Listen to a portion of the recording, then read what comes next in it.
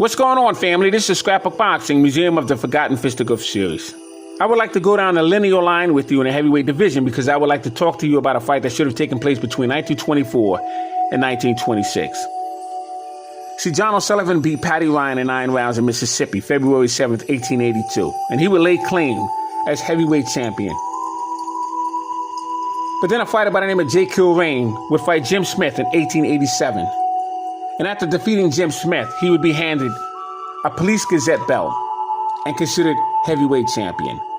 So in 1889, John O'Sullivan would meet J. Kilrain, and what would be considered one of the longest and brutal fights in boxing history. And after John O'Sullivan would defeat J. Kilrain, he would now be recognized as the heavyweight champion of the world. And he would walk around Boston staking that he would whip any son of a bitch in the world.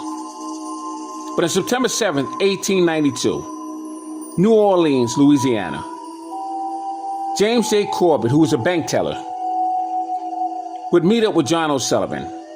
It would be considered the Carnival of Champions. And one of the most upsets in boxing history would occur after the 21st round, when John O'Sullivan would land face first to the canvas. And a hand would be raised of James J. Corbett after a masterful boxing exhibition. But March 17th, 1897, a former middleweight champion and light heavyweight champion and a blacksmith by the name of Bob Fitzsimmons would have to meet James J. Corbett in Carson City, Nevada. And he would knock him out in 14 rounds with a famous solar plexus punch. And he would become the brand new heavyweight champion of the world. Bob Fitzsimmons would get very good sparring sessions with Bob Armstrong. And he would be considered at that point the very best at that time. Now, the Boilermaker Jim Jeffries would meet up with Bob Fitzsimmons June 9th, 1899, Coney Island, New York. And he would knock him out in 11 rounds, give him a return match, and knock him out again. And he would retire in 1904. But a new heavyweight champion had to be found to fulfill the gap of the vacant championship belt. And he would find Marvin Hart. He would beat Jack Root in 12 rounds, Reno, Nevada, July 3rd, 1905. And he would lay claim to the heavyweight championship belt. But you have to beat a man to beat the man. And here comes Noah Russo, Tommy Burns from Canada. And he would get a shot in Los Angeles, California, February 23rd, 1906. And he would defeat Marvin Hart in 20 rounds. And he would now be considered the world heavyweight champion. But also in 1906, Sam Langford would face Jack Johnson. And Jack Johnson would be in defense of his colored heavyweight championship belt that he would earn in 1903 by defeating Denver Ed Martin. And Jack Johnson would beat Sam Langford. And after facing other fighters and chasing Tommy Burns around the world, he would corner him in Sydney, Australia. And he would knock him out in 14 brutal rounds. And he himself would become the first black heavyweight champion in history. Now, it's important that we follow this story very closely. I mentioned to you that Jack Johnson would chase Tommy Burns around the ring, around the world. And he'd catch up with him in Sydney, Australia. That fight took place December 25th, 1908. And I also mentioned that he would become the first black heavyweight champion of the world. But on April 5th, 1915, a fighter by the name of Jess Willard, who was somewhat of a circus act, but he was very strong and durable. And they were looking for white hopes at that time to defeat Jack Johnson. And Jess Willard fit the bill. He would meet up with Johnson in Havana, Cuba, April 5th, 1915. He would defeat him in 26 rounds. And he himself would become the world heavyweight champion. And you had a young man that would come out of Colorado. His name was Jack Dempsey. And he would meet Jess Willard in Toledo, Ohio, July 4th, 1919. And he would knock him out in 3 brutal rounds. It would be over in the 4th, and Jess Willard would never quit, but the cornerman would have to stop the fight. You see, Jack Dempsey would crack Jess Willard with his famous Iron Mike, which is his right hand. Side note, that's how Iron Mike Tyson's name was born. He admired Jack Dempsey that much that he would consider himself Iron Mike, named after the right hand of Jack Dempsey.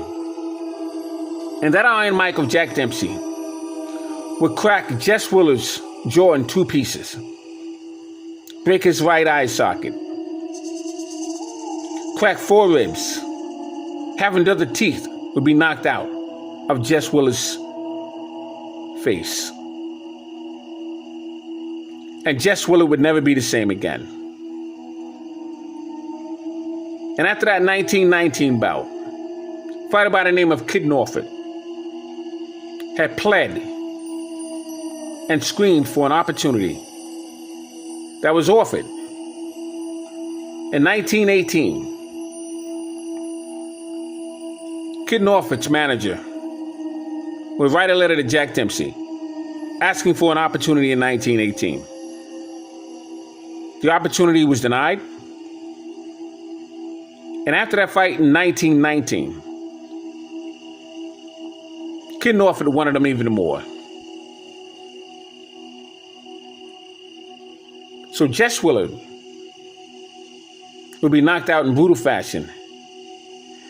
And Jack Dempsey was promised to have give Harry Wills an opportunity in 1924. We'll get to that conversation in a moment. So Jack Dempsey was promised to have given Harry Wills an opportunity for the heavyweight championship belt. He was even summoned and subpoenaed to have a written letter sent back within 24 hours.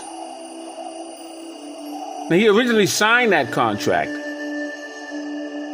but he backed off the contract because Tex Riggard, who was the promoter, had claimed that he wouldn't promote the fight in Boyles Acres, Jersey City, New Jersey, because of race riots that may occur.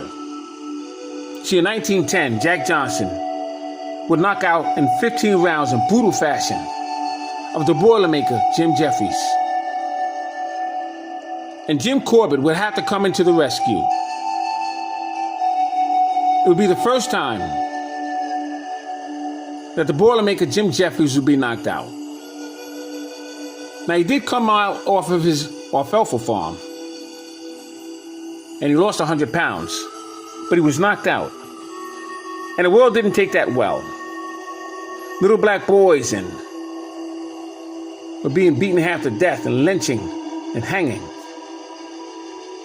across the United States. And for this reason, Tex Riggard would have claimed to not want to promote the fight. So Jack Dempsey would eventually retire, go into show business, come back in 1926. And Harry Wills was given one last opportunity. But Jack Dempsey, once again, would deny him. And he would take on a fighter by the name of Gene Tunney. He was a fighting Marine. Gene Tunney was a former America's light heavyweight champion. He would lose his title to the Pittsburgh Windmill Harry Greb, in 1922. But in 1926, he would defeat Jack Dempsey, Philadelphia, 10 rounds in the rain. And Jack Dempsey would get a rematch in 1927. It would be known as the famous long count. Fighter by the name of Battling Nelson would have a stopwatch. And he would make the claim that it was 14 seconds. And Gene Tunney would win. So Jack Dempsey would lose a second opportunity to become heavyweight champion. Meanwhile, Harry Wells himself would lose on a disqualification to Jack Sharkey for alleged low blows. And so both men would be defeated. Harry Wells would lose his colored heavyweight championship belt. And the fight would never take place. And it's very unfortunate that this would happen, because Harry Wells would have to face Sam Langford 18 times, battling Jim Johnson 4 times, Sam McVeigh 5 times. Just an example of what he had to do just to get a World Heavyweight Championship title shot.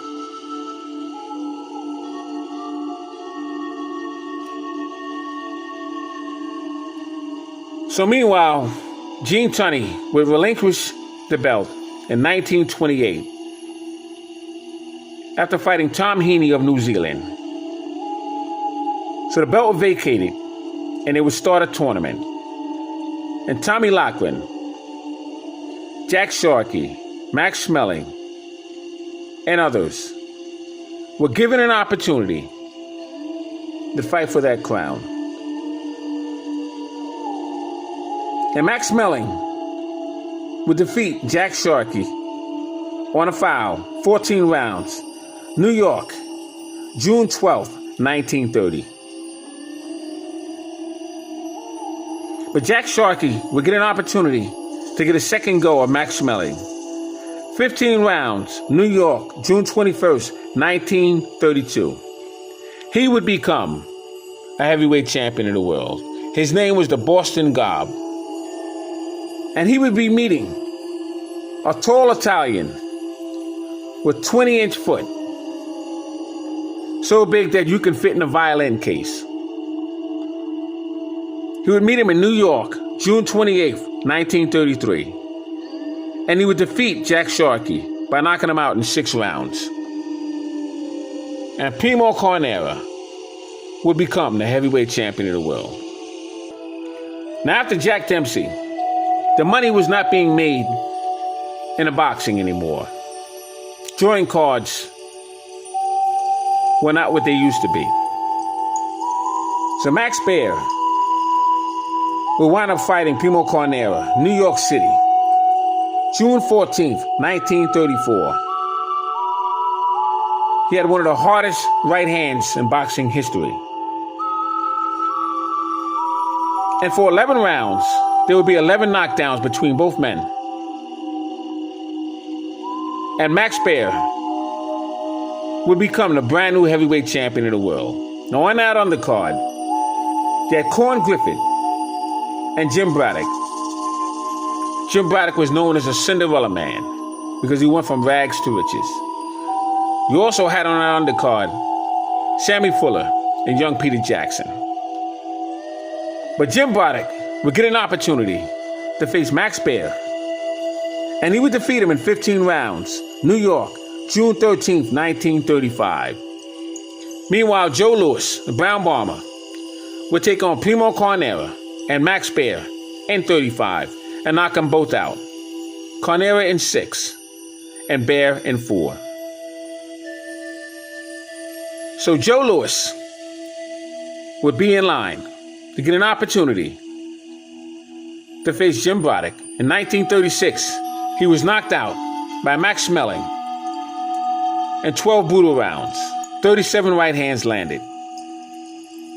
But he would get an opportunity because of fear that the belt would go back to Germany if Max Schmeling would face Jim Braddock. So an offer was made for Joe Louis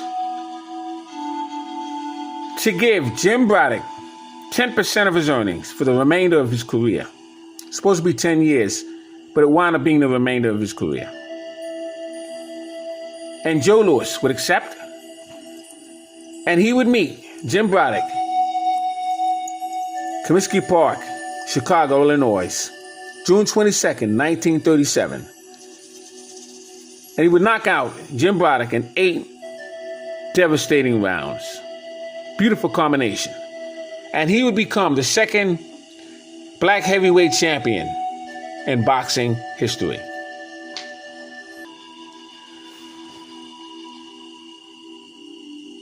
September 28th, 1950. Ezzard Charles would be in the ring with the great Joe Louis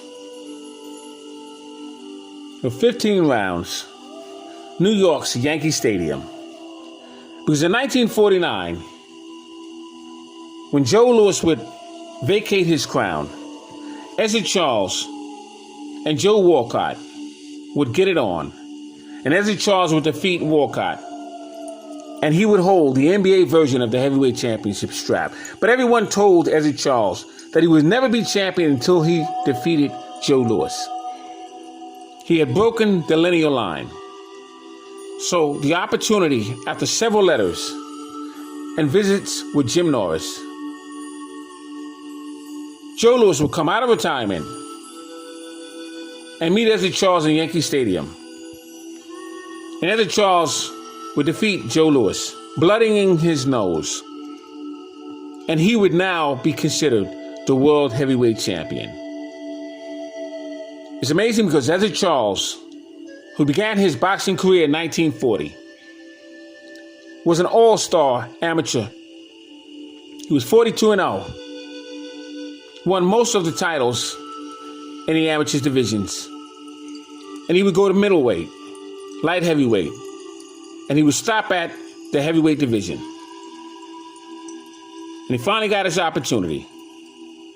But Joe Walcott, after 1947 and 1948, controversial victory with Joe Louis, finally get another opportunity.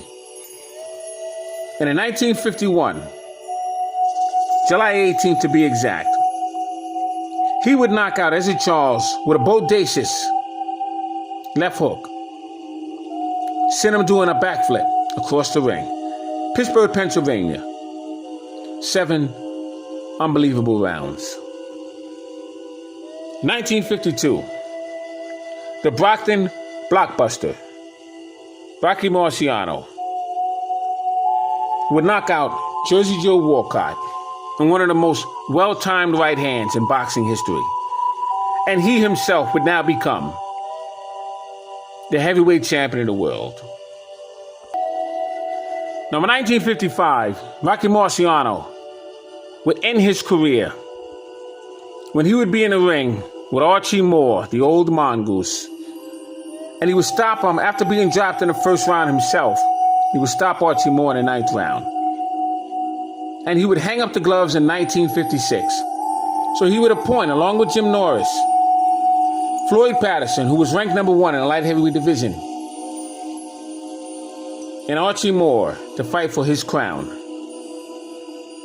And Floyd Patterson would beat Archie Moore in 5 rounds, Chicago, November 30th, 1956. And he would become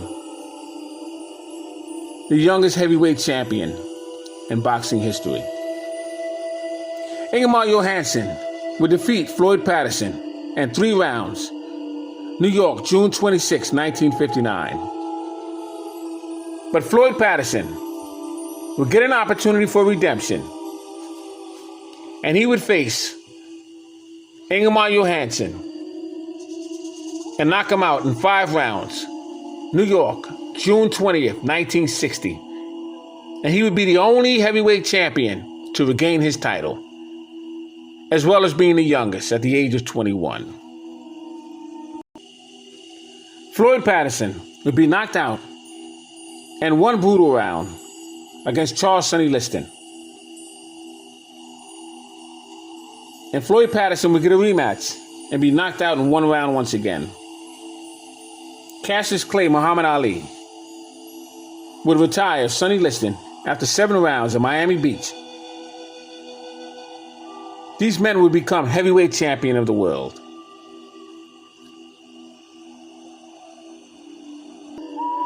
Now, Jack Dempsey. His name was Kid Blackie. Manasseh Moeller. One of the greatest heavyweights. Powerful right hand. But has a stigma where he didn't give black fighters opportunities. You see, once he defeated Jess Willard in 1919, Toledo, Ohio, he drew the color line. And he stated that he would not fight a colored fighter. His words. He claims later on in 1953, in an article in Ebony Magazine, that he wanted to fight Wills, but he couldn't get a promoter. We're going to take a look at that at a moment. Now, I want to look into this closely because I want to believe Jack Dempsey. Because I admire Jack Dempsey as a fighter. But there's too many holes in Jack Dempsey's stories. About when he claimed to be in the military and he was found with patent leather shoes in a photograph. So unfortunately for Jack Dempsey, he didn't leave a great legacy when it came to certain fighters in his day. See, the fact of the matter is, great black fighters who were born and fought at a time when the sport called boxing was not fair to men that looked like them. See, the former heavyweight champion who was in a colored division, he faced past greats such as Sam Langford 18 times, Joe Jeanette twice, Sam McVeigh 5 times, battling Jim Johnson 4 times. His name was Harry Wills. And he died at the tender age of 69 from diabetes. He was suffering in New York's Jewish Memorial Hospital. And Wills owned an apartment building estate that valued over $100,000, including few fancy cars, and a 19-family apartment building in Harlem, New York. And Harry Wills spent many years after his retirement with longtime friend, colored middleweight champion Harry Smith, Jack McVeigh, and colored heavyweight champion George Godfrey. They'd be hanging out in Grubb's Gym, New York, on 116th Street in Harlem, concerning conversations of a lack of opportunity to fight for the colored championships and the world championships. See, the Manasseh Moeller was a heavyweight champion who refused to fight black fighters. He drew the color line in 1919 against such men as Kid Norfolk, 1918, Sam Langford in 1920s, and Harry Wills, 1924 and 1926. And Jack Dempsey had forfeited a signed $50,000 agreement against the Brown Panther, also known as the Black Panther, Harry Wills, because he knew that in taking that fight would be a chance of losing his title. Now, this is very popular and well